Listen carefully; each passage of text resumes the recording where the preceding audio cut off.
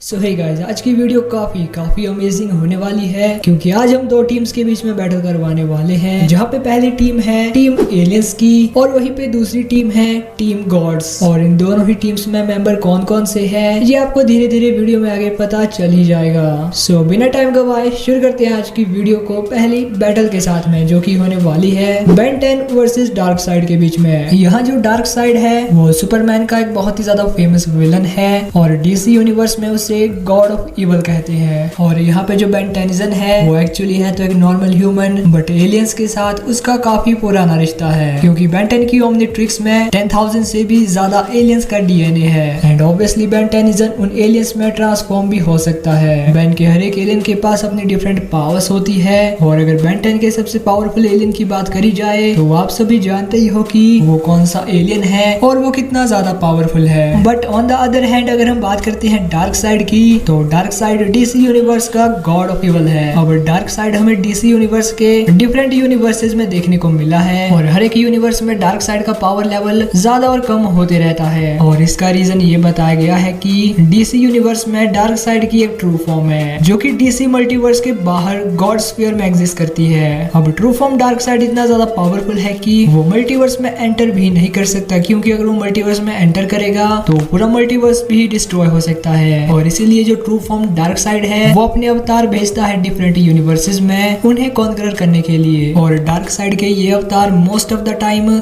Superman को भी सरपास कर जाते हैं और इसी के साथ dark side multiple times justice league को भी हरा चुका है। एंड जो डार्क साइड का सबसे पावरफुल अवतार था उसने एंटी मॉनिटर को भी हरा दिया था। और इसी के साथ डार्क साइड के एक अवतार ने तो ज़्यूस की पावर्स को भी एब्जॉर्ब कर लिया था। बट यहाँ पे डार्क साइड का सामना हो रहा है बेन 10 के साथ में। पर क्या यहाँ पे बेन 10 डार्क साइड को हरा पाएगा? चलिए जानते हैं। तो देखो यार, यहाँ पे बेन 10 के पास 10,000 से भी ज्यादा एलियंस है। बट यहाँ पे अगर थोड़ी देर के लिए हम एलियन एक्स को साइड कर दे तो मुझे लगता नहीं कि यहाँ पे बेन 10 के पास ऐसा कोई एलियन है जो कि डार्क साइड को हरा दे, क्योंकि डार्क साइड के वीक अवतार सुपरमैन को हरा देते हैं और पावरफुल अवतार तो स्काई हाई फादर्स तक को सरपास कर देते हैं। यहाँ पे बेन 10 अपने ह्यूमंगस और वे बिग एटॉमिक्स डिफरेंट एलियंस में ट्रांसफॉर्म होकर डार्क साइड को एक काफी लंबी और अच्छी खासी बैटल दे सकता है, क्योंकि यहाँ पे बेन 10 के पास लिटरली बहुत सारे एलियंस हैं। पर क्या यार बेन 10 के ये बहुत सारे एलियंस डार्क साइड को हैरान कर पाएंगे? तो ऐसा तो बिल्कुल भी नहीं है, क्योंकि यार यहाँ पे डार्क साइड के पास बिलियंस ऑफ ईयर का एक्सपीरियंस है और मिलियंस ऑफ प्लैनेट्स को वो कॉन्कर कर चुका है।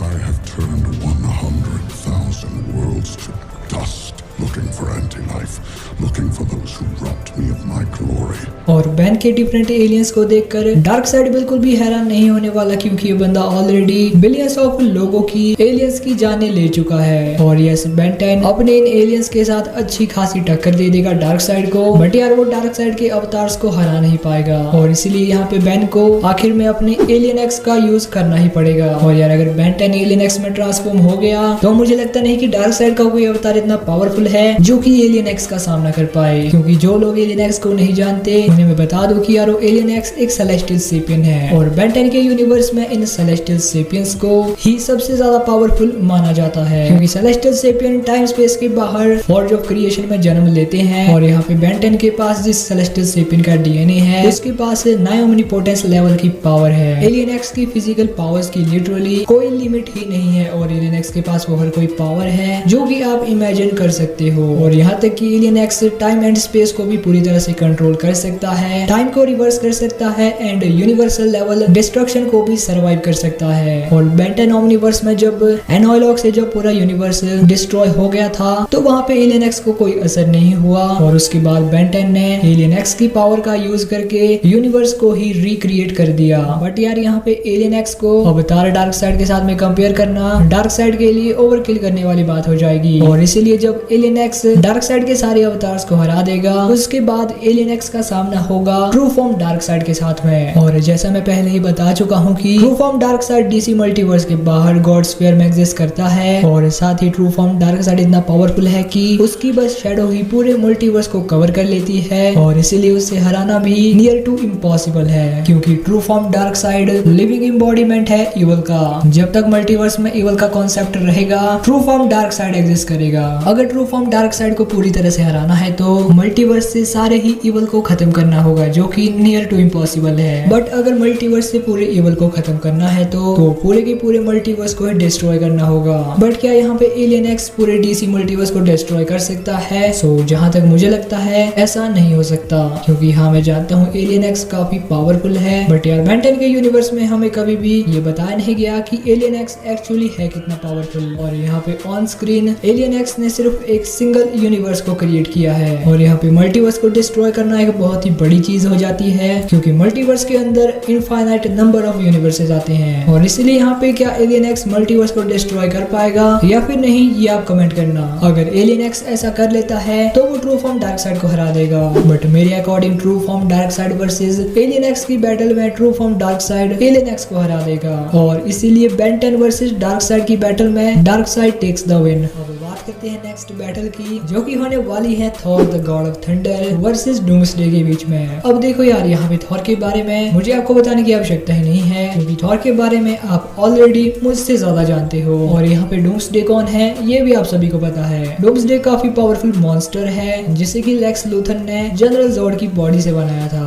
डूम्सडे के पास वो हर कोई पावर है, वो हर कोई एबिलिटी है जो कि सुपरमैन पोजेस करता है। डूम्सडे ने अकेले सुपरमैन और वंडर वुमन को ओवर पावर कर दिया था, और डूम्सडे नियरली इनवल्नरेबल है, क्योंकि डूम्सडे ने ना सिर्फ एक न्यूक्लियर न्यूक को सर्वाइव किया, बल्कि उस न्यूक की एनर्जी को एब्जॉर्ब करके डूम्सडे और भी ज्यादा पावरफुल हो गया। और फिर सुपरमैन को भी बहुत ज्यादा स्ट्रगल करना पड़ा डूम्सडे के सामने। बट हाँ, गॉडली वेपन डूम्सडे को हार्म कर सकते हैं, जैसे कि वंडर वुमन ने अपनी गॉड किलर स्वॉर्ड से डूम्सडे को कट कर दिया था। बट क्या Thor the God of thunder इस मॉन्स्टर को स्ले कर पाएगा? चलिए जानते हैं। तो देखो यहाँ पे ये भी मैटर करता है कि आप यहाँ पे थॉर के किस वाले वर्जन को ले रहे हो। अगर आप यहाँ पे थॉर के म्योनिर वाले वर्जन की बात कर रहे हो, ये वाला थॉर अभी अपनी पावर्स को यूज करना नहीं जाना था, इसलिए हम इसे प्री अवेकन थॉर भी कह सकते हैं। और ये वाला थॉर का वर्जन टोटली रिलाई करता था अपने म्योनिर पे। और यस, यहाँ पे डूम्सडे इस वाले वर्जन ऑफ थॉर को हरा देगा with high level difficulty. But Ragnarok movie के बाद थॉर ने अपनी रियल पावर्स को जाना, बट इसके बाद इन्फिनिटी वॉर में थॉर ने पावर स्टोन के अटैक को हेड ऑन सर्वाइव किया, जबकि वहाँ पे थॉर ऑलरेडी वीक हो गया था।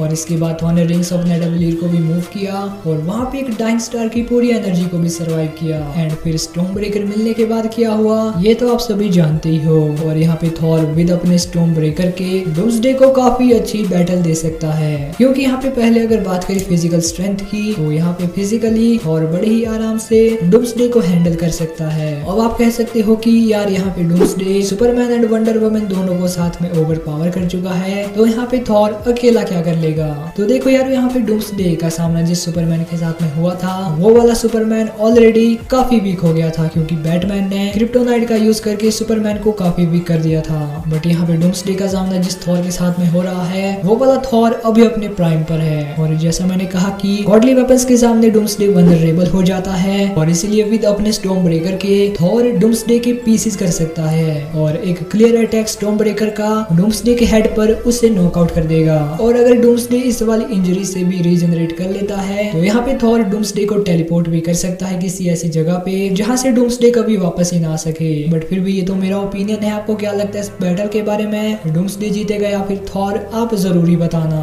तो अब बात करते हैं आज की फाइनल बैटल की, जो कि होने वाली है सुपरमैन वर्सेस बाइल्डर के बीच में। तो यहाँ पे सुपरमैन कौन है और उसकी पावर एंड एबिलिटीज क्या क्या है, ये तो आप सभी जानते ही हो। But on the other hand अगर हम बात करते हैं बाइल्डर की, तो बाइल्डर थॉर का भाई है। अब मार्वल सिनेमैटिक यूनिवर्स में हमें कभी भी थॉर का ये भाई देखने को नहीं मिला, और इसीलिए मैंने गॉड ऑफ वॉर यूनिवर्स में दिखाए बाइल्डर को यहाँ पे लिया है। एंड अगर मैं बात करता हूँ गॉड ऑफ वॉर यूनिवर्स के बाइल्डर की, तो बाइल्डर को गॉड ऑफ लाइट कहते हैं। एंड ये ओडिन और फ्रेया का वो सन है जो कि हमेशा हैप्पी रहता था, और इसलिए बाइल्डर को गॉड ऑफ लाइट भी कहते हैं। बट एक प्रोफेसी के अकॉर्डिंग बाइल्डर मरने वाला था, और बाइल्डर की मौत बिना किसी रीजन की होने वाली थी, यानी कि बेचारा बाइल्डर बेवजह ही मरने वाला था। और बाइल्डर के मरने के साथ ही शुरुआत होने वाली थी रैग्नारॉक की, यानी वो टाइम जब एसगार्ड और सारे एसगार्डियंस का अंत होना था। बट फ्रेया को रैग्नारॉक की चिंता नहीं थी, फ्रेया को चिंता थी अपने सन बाइल्डर की। फ्रेया नहीं चाहती थी कि बाइल्डर बिना किसी रीजन के मारा जाए, और इसीलिए फ्रेया एक स्पेल क्रिएट करती है और उसका यूज करती है बाइल्डर के ऊपर। और इस मैजिकल स्पेल से बाइल्डर नियरली इमॉर्टल बनने वाला था, और वो ऐसे कि बाइल्डर को कोई भी पेन कोई भी दर्द फील ही नहीं होता, और इसीलिए वो कभी मरता भी नहीं। तुम चाहे बाइल्डर को जितना भी मार लो, बाइल्डर को लिटरली कोई दर्द फील ही नहीं होगा। I can't feel any of this. But इस मैजिकल स्पेल का एक साइड इफेक्ट ये भी था कि बैडर अपनी फिजिकल पेन के साथ अपनी फीलिंग्स, अपना जॉय कुछ भी फील नहीं कर पा रहा था। यानी बैडर अब एक जिंदा लाश की तरह बन गया था जो कि बस सोच सकता था और लड़ाई कर सकता था। बैडर के पास super strength, speed, durability, regeneration जैसी पावर्स एक गॉड होने की वजह से ऐसे ही आ जाती है। और एक्स्ट्रा एबिलिटीज में बैडर के पास एलिमेंटल कंट्रोल भी है। और अब अगर हम बैडर को कंपेयर करते हैं DCU के सुपरमैन से, तो यहाँ पे सुपरमैन और बैडर दोनों ही फिजिकली काफी स्ट्रॉन्ग है, क्योंकि जहाँ सुपरमैन के पास टेक्टोनिक प्लेट्स को मूव करने वाली स्ट्रेंथ है, वहीं पे बैडर ने भी क्रेटोस का बहुत बुरा हाल कर दिया था। बैडर ने बस अपनी रॉ स्ट्रेंथ से जमीन में एक बहुत ही ज्यादा बड़ी दरार बना दी थी और फिर क्रेटोस ने बैडर की गर्दन तोड़ के बैडर को उसी दरार में फेंक दिया। और ये पहली बार था जब बैडर को थोड़ा सा दर्द महसूस हुआ। स्पीड इन दोनों की काफी ज्यादा है, बट यहाँ पे आप सुपरमैन को स्पीड में इजीली बैडर से आगे मान सकते हो। ड्यूरेबिलिटी इन दोनों की काफी ज्यादा है, क्योंकि यहाँ पे सुपरमैन भी नियर इनवल्नरेबल है, बट हाँ सुपरमैन को भी डैमेज किया जा सकता है। बट यार वहीं दूसरी ओर बैडर लिटरली किसी भी टाइप ऑफ पेन को फील नहीं कर सकता। एक्स्ट्रा एबिलिटीज में बैडर के पास एलिमेंटल कंट्रोल है, तो वहीं पे सुपरमैन के पास हीट विजन, एक्सरे विजन और फ्रीज ब्रेथ जैसी काफी सारी पावर्स है। और अगर ये दोनों आपस में बैटल करेंगे तो बैडर और सुपरमैन की बैटल बहुत ज्यादा लंबी चलेगी। बट जहाँ पे सुपरमैन बहुत ज्यादा हार्म हो जाएगा, वहीं पे बैडर को सुपरमैन के किसी भी अटैक से असर नहीं होगा। बट हाँ यहाँ पे बैडर इतना भी ज्यादा पावरफुल नहीं है कि वो सुपरमैन को जान से ही मार दे, और ना ही सुपरमैन बैडर को जान से मार पाएगा। हाँ एक टाइम पे क्रेटोस ने बैडर को थोड़ा सा दर्द फील करा दिया था जब उसने बैडर की नेक को ब्रेक कर दिया था। और सेम इसी तरीके से सुपरमैन एक टाइम पे जनरल जोड को मार चुका है। और यहाँ पे सुपरमैन इतना पावरफुल तो है कि वो बैडर के साथ भी ऐसा कर सकता है, और मे भी ऐसा करके वो बैडर को टेम्पररी नॉकआउट कर दे। बट यार जैसा मैंने कहा कि बैडर को तब तक मारा नहीं जा सकता जब तक कि बैडर के कर्स को ब्रेक ना कर दो, और ऐसा कर पाना सुपरमैन के लिए पॉसिबल नहीं है, क्योंकि मैजिक सुपरमैन की डिक्शनरी के बाहर है। और इसलिए यहाँ पे एक सवाल मैं आपसे करना चाहूंगा